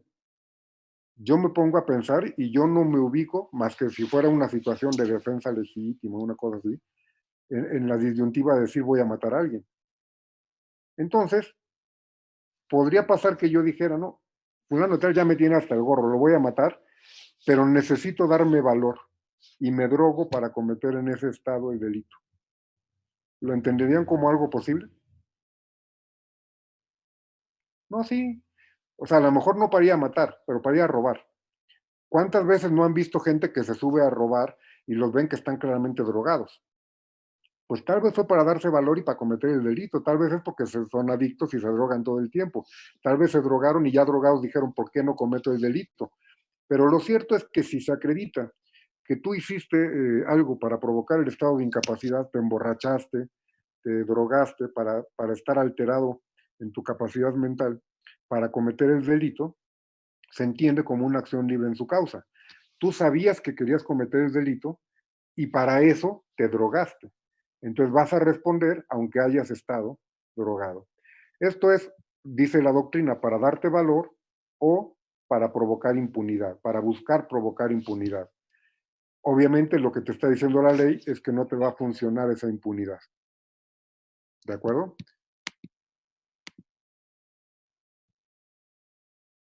Si ya es una adicción, hablamos de una enfermedad, porque hay una pregunta que me hacen aquí en el chat, es una enfermedad, pero eso no quita que se tome como un estado de alteración voluntaria. Es decir, si una persona adicta o una persona alcohólica bajo la influencia de las sustancias alcohólicas o enervantes, por ejemplo, produce un resultado, se le considerará como una acción libre en su causa. No se le tomará como un inimputable para los efectos de decir que como incapaz cometió nada más una infracción. ¿Por qué? Porque al fin y al cabo produce el estado de incapacidad del mismo. Si nosotros pensamos en el Código Federal, la acción libre en su causa también es cuando se produce culposamente. Entonces, si ustedes se van de briagos y se emborrachan, se embrutecen y van y manejan y atropellan a alguien, va a ser una acción libre en su causa porque, aunque no fue para cometer el delito, ustedes son los que provocaron libre y voluntariamente ese estado de incapacidad y responden por lo que hagan en él. ¿Queda claro? Bueno, por lo que hace a la imputabilidad disminuida. Aquí, bueno, yo no tengo formación médica, por supuesto, no tengo formación psiquiátrica, no tengo información tan confiable, pero de lo que estamos hablando es que se presenta alguna circunstancia en la que solamente se disminuye la capacidad. Tendríamos que pensar en un trastorno mental, no en un desarrollo intelectual retardado. Vamos a decirle coloquialmente, una persona con retraso mental es una condición permanente en él. No es una cuestión que se va a generar momentáneamente. Entonces, si tienes un retraso mental, eres o inimputable, o a lo mejor eres limítrofe, y entonces tienes un grado de capacidad menor, pero eres imputable. Pero es tu condición permanente.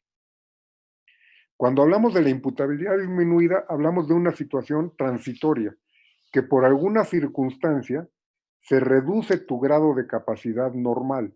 Por eso se habla de una imputabilidad disminuida. Si fuera tu grado de capacidad normal así de bajita, serías un imputable limítrofe, vamos a decirlo así. Aquí hablamos de algo ocurrió. Cuando hablamos de la inimputabilidad, por ejemplo, hablaríamos de que la inimputabilidad se va a dar porque se tiene un trastorno mental o un desarrollo intelectual retardado. Visto de esta forma, la imputabilidad disminuida sería cuando tienes un trastorno mental que no llega a producir la incapacidad total. Dicho de otra forma, cuando el trastorno mental o el desarrollo intelectual retardado implican la pérdida o la ausencia de capacidad para comprender la ilicitud, hablaremos de inimputabilidad. Cuando el trastorno mental solamente implique la perturbación de la capacidad, pero no la pérdida, es decir, se ve afectada, es cuando hablaremos de una imputabilidad disminuida. Y esto no me es fácil ponerles ejemplo porque no soy médico. Les voy a poner, ahorita le contesto, no sé cómo se llama la compañera, aparece como iPhone 5C, me mandó un mensaje. Profesor, Dígame. En este caso, pues, un ejemplo podría ser aquellas personas que sufren de lagunas mentales, ¿no? Hay ciertos periodos de tiempo donde sí pierden la conciencia de los actos que ejecutan, pero usualmente sí están conscientes de las cosas que realizan. Ahí tendríamos que tomar en cuenta el caso concreto. Normalmente, sí, ya vi que usted es compañera, ¿nos va a decir su nombre?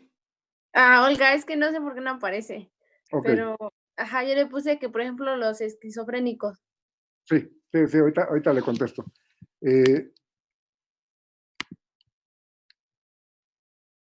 También Luis Mesa pone esto de si sería la esquizofrenia.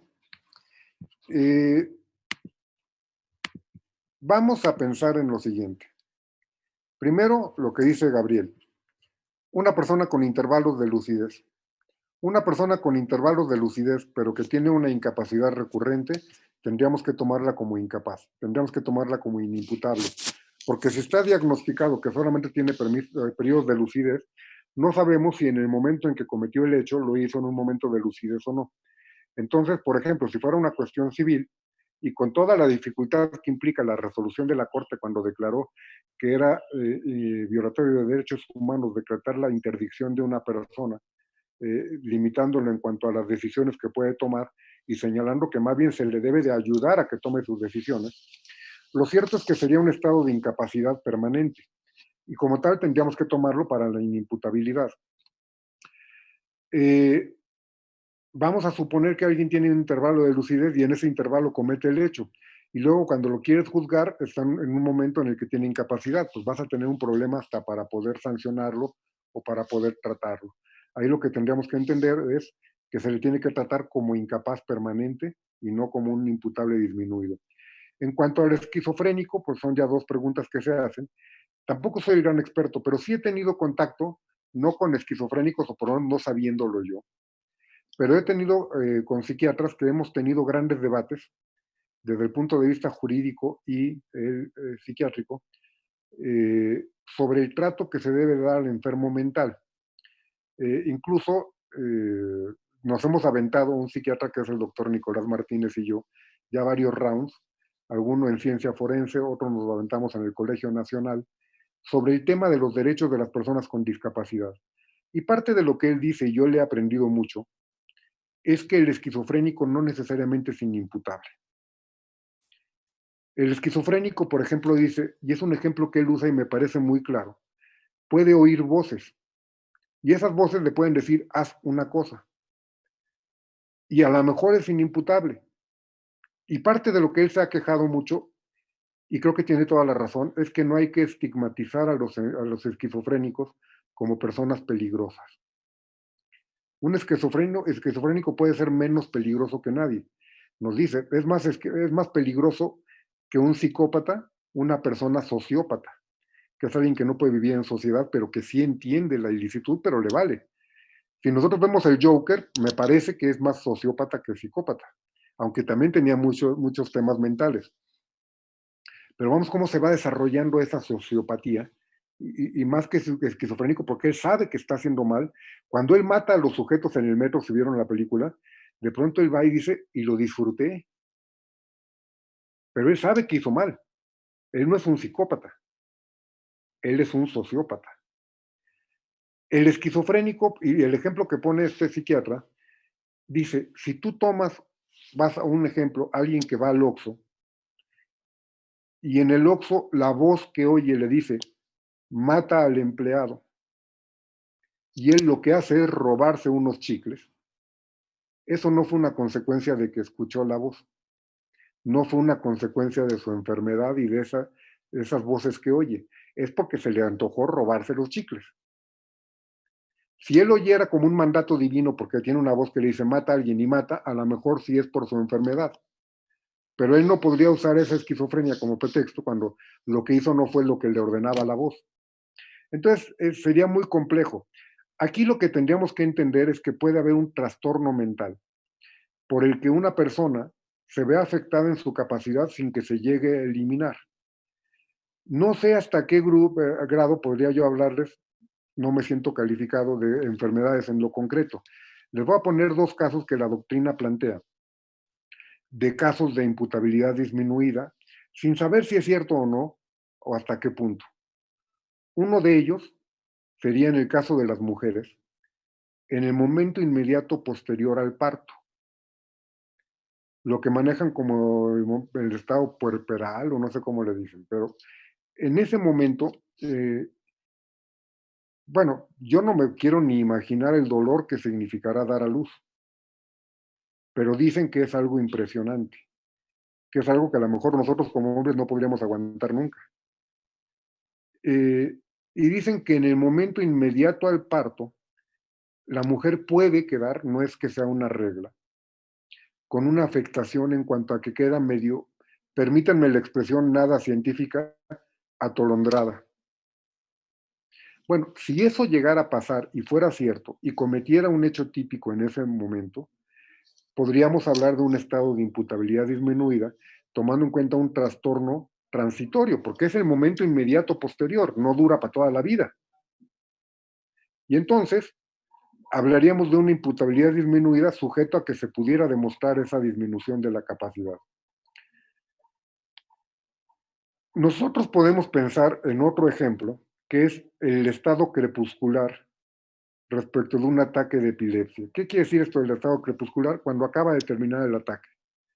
En un ataque de epilepsia vemos que el sujeto se convulsiona. Ahí habría involuntariedad en sus movimientos. Pero en el estado inmediato posterior dicen que queda obnubilado, así dicen. Igual pensemos atolondrado.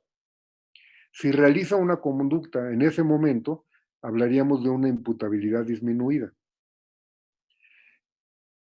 El código nos manejaba un supuesto antes, que era el homicidio en estado de emoción violenta. En la emoción violenta decía cuando el sujeto está alterado de tal forma que disminuye su culpabilidad, está furioso, se va a atenuar la sanción. Bueno, esa era otra forma que podíamos hablar de imputabilidad disminuida, tomando en cuenta que el estado de enojo que tenía la persona, y no era nada más un enojo, era una emoción violenta incontrolable, te hacía que ya no pensaras igual, y sería una imputabilidad disminuida. ¿De acuerdo? Entonces, esos casos a lo que te llevarían sería a considerar que momentáneamente se tuvo una disminución en la capacidad mental, pero no se eliminó. Y ahí, ¿qué es lo que haríamos? Tendríamos que estar a lo dispuesto por el Código Penal. Creo que es el 69 bis, a ver Galo si lo tiene a la mano, por ejemplo, en el que nos va a dar una opción de un tratamiento, una medida, una pena atenuada, o ambas a juicio del juez. 69 del Código Penal Federal.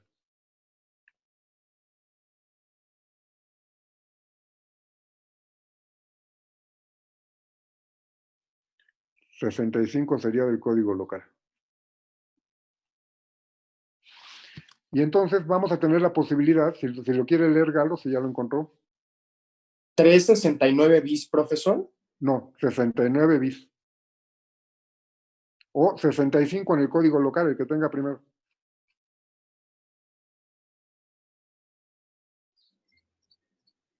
Si la capacidad del autor de comprender el carácter ilícito del hecho o de determinarse de acuerdo con esa comprensión solo se encuentra disminuido por las causas señaladas en la fracción 7 del artículo 15 de este código, a juicio del juzgador, según proceda, se impondrá hasta 2/3 partes de la pena que correspondería al delito cometido o la medida de seguridad de la que se refiere el artículo 67 o bien ambas, en caso de ser necesario, tomando en cuenta el grado de afectación de la imputabilidad del autor.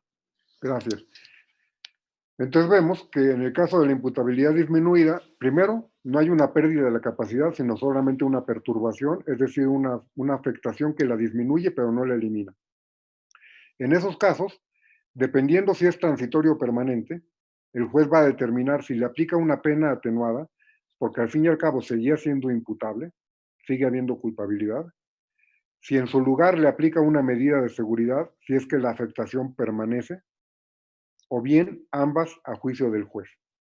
Por eso es importante ver si es transitorio o permanente. Si fue transitorio, ya no hace falta el tratamiento. Si nosotros pensamos, por ejemplo, en una persona, Valeria levantó la mano, adelante. Sí, en el caso de que él tenga una perturbación o una enfermedad mental, ¿es el juez el que decide qué tipo de pena se le dará o un perito? No, el perito nos tiene que determinar si tiene una afectación mental, ya sea una enfermedad, que sería algo que se padece normalmente, o si es un trastorno, que es algo que podría ser transitorio o permanente. Permanente no quiere decir que es para toda la vida, sino que va a permanecer durante un largo tiempo, que todavía subsiste. Entonces, el Código Nacional, yo les decía, lo que pide es que determinen si lo causó él o no. Si lo causó él, ya sabemos que es para saber si es una acción libre en su causa, y en cuyo caso habría delito. Si no lo causó él, para ver si es transitorio o permanente. Porque si el médico o psiquiatra forense nos dice, esta afectación sí la sufrió en el momento de la conducta, pero ya la superó y no es algo recurrente, quiere decir que era un trastorno transitorio. En ese caso, no se le va a imponer ni pena ni medida de seguridad. ¿Por qué? Porque ya se superó. La medida de seguridad es para controlar la peligrosidad que implica el estado de incapacidad. Porque obviamente, en un imputable no vamos a hablar de peligrosidad diciendo vamos a castigar porque a lo mejor comete un delito en el futuro. Hay que castigar por lo que ya hizo. Pero en un inimputable sí tenemos que entender que si no pueden comprender la norma, si no puede conducirse de acuerdo con la comprensión, pues puede estar cometiendo esa conducta otras veces. Entonces hay que aplicar una medida de seguridad. Pero si ya el trastorno fue transitorio y ya fue superado, no procede ni la pena, porque no lo puedes castigar porque en el momento en que cometió el hecho era incapaz, pero tampoco le vas a aplicar una medida como incapaz cuando ya no lo es. Entonces, si el psiquiatra te dice que es un trastorno mental permanente, le aplicará no una pena. Al imputable nunca se le aplica pena. Al inimputable, perdón. Nunca se le aplica pena. Se le aplica una medida de seguridad, que es un tratamiento para controlar ese estado de peligro en el que vive. Si es una imputabilidad disminuida, oyendo al psiquiatra, porque obviamente tiene que oír al psiquiatra, determinará si le aplica la pena atenuada, si le aplica la medida de seguridad o ambas a su juicio. Va a ser oyendo al psiquiatra, pero siempre va a ser el juez el que determine penas y medidas de seguridad. Había levantado la mano otra vez, no sé si quiere decir algo más. Ok. Bueno, entonces, ¿queda clara la imputabilidad? ¿Alguna duda al respecto? Vamos a la conciencia de la antijuridicidad, que esa es muy rapidita. Y a ver si en los 9 minutos que nos quedan nos aventamos lo que sería la culpabilidad para ya en la sesión del martes empezar con las causas de exclusión, que les va a servir mucho más. La conciencia de la antijuridicidad sería el segundo elemento de la culpabilidad y tiene que ver con lo que decíamos hace rato, la subjetividad respecto de la ilicitud, es decir, si el sujeto conocía que violaba la ley o no. Y esto va a influir en el juicio de reproche.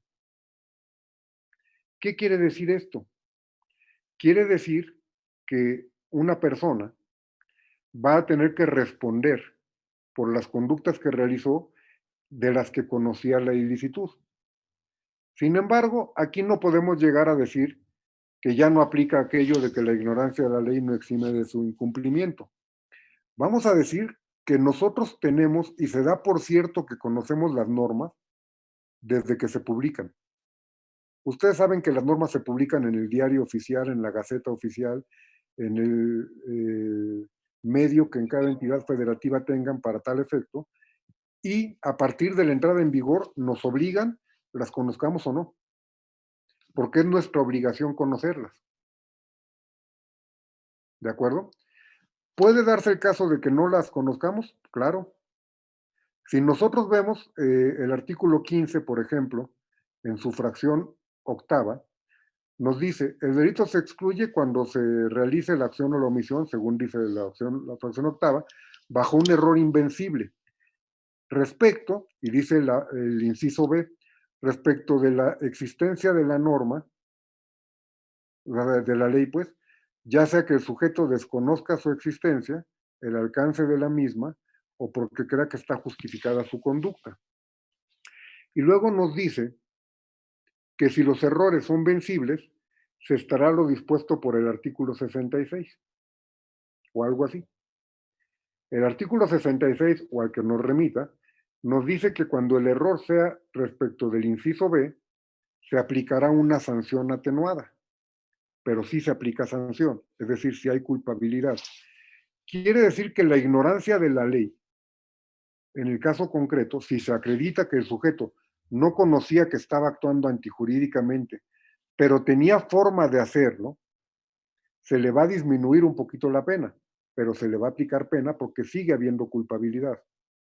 Lo que pasa es que nosotros le vamos a reprochar más al sujeto que sí conocía la ley que al que solamente debía de conocerla y no lo hizo.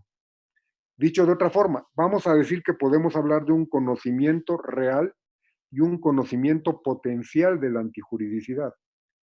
Con que tengas el conocimiento potencial vas a responder, pero vas a responder menos que si tú sabías que violabas la ley. ¿Sí queda clara esta idea? ¿Qué quiere decir el error de prohibición invencible como causa de exclusión? Bueno, eso quiere decir que es insuperable, que no había forma de que conocieras la ley. Y eso prácticamente va a ocurrir cuando hablemos de circunstancias como de personas del extranjero, de comunidades indígenas que no pueden comprender nuestras normas porque culturalmente tienen otra estructura.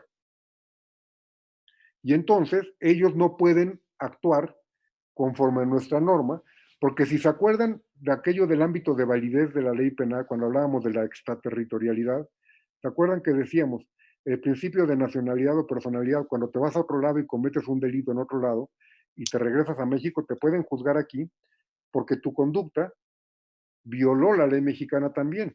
¿Por qué? Porque esa conducta tiene que tener el carácter de delito en los dos lugares. Lo supieras allá o no, era delito. Pero sabías que aquí era delito, vas a responder. ¿Por qué? Porque es tu norma y la conoces.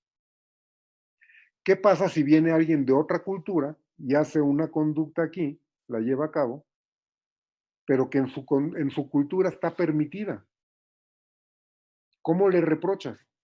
Si no tenía forma de conocer que aquí no se podía. Eso lo haría invencible y es cuando dices, bueno, ahí no le vas a reprochar porque de acuerdo a su sistema introyectado, a su sistema valorativo, a su sistema de control social, eso era correcto y no tenía forma de conocer lo que aquí manejamos, es cuando se excluye por error de prohibición. Nosotros no estamos en ese supuesto. Si nosotros le decimos a un juez, ¿qué crees? Yo no sabía que eso estaba prohibido, te va a decir, ¿qué crees? No me importa, porque lo tenías que conocer. Y tú tendrás que demostrar el error de cualquier manera, y lo único que logrará, si es que lo logra demostrar, es que te bajen un poquito la pena, que la punibilidad sea un poco menor. Porque con un conocimiento potencial que se da por el simple hecho de que la norma es publicada, ya es suficiente para dar por demostrado este elemento.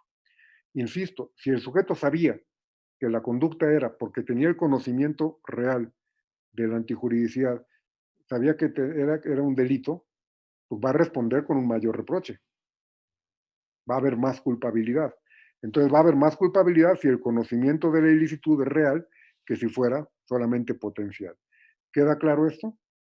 Entonces, parte de la reprochabilidad va a ser en función de que conozca esa ilicitud. Y para terminar, tendríamos el tema de la exigibilidad de otra conducta, que tiene que ver, que es el tercer elemento de la culpabilidad, nada más para que lo tengan aquí presente, nos referimos a este, tiene que ver con aquello de que nadie está obligado a lo imposible. Para que haya culpabilidad, el sujeto que realiza la conducta tiene que tener otra alternativa de actuación que no lesione bienes jurídicos o lo haga en menor forma. Tal vez yo, por ejemplo, voy manejando mi carro lo traigo en buenas condiciones de funcionamiento, pero de pronto se reventó algo del freno, una falla fortuita. No puedo frenar y tengo la opción de ir y chocar un carro o atropellar a una persona. pues debo de dar el volantazo para chocar con el carro y mejor producir daño en los bienes que lesionar o privar de la vida a una persona. Ahí mi conducta sería típica, sería antijurídica, pero no sería culpable porque no me era exigible otra conducta. No tenía otra forma. O mataba a la persona, o la lesionaba, o dañaba el vehículo. Opté por el menor daño posible dentro de lo que me era exigible. Entonces, insisto, la exigibilidad de otra conducta como elemento de la culpabilidad implica que tenías otra alternativa de actuación que no lesionara bienes jurídicos o que los lesionara en menor forma o menores en cuanto a importancia. ¿De acuerdo? En términos generales, normalmente se analiza como diciendo, bueno, un sujeto se va a robar el Oxxo. ¿Tenía la posibilidad de no robar? Sí. ¿Por qué? Porque nada lo obligaba a robar. Va a responder por esa conducta. ¿De acuerdo?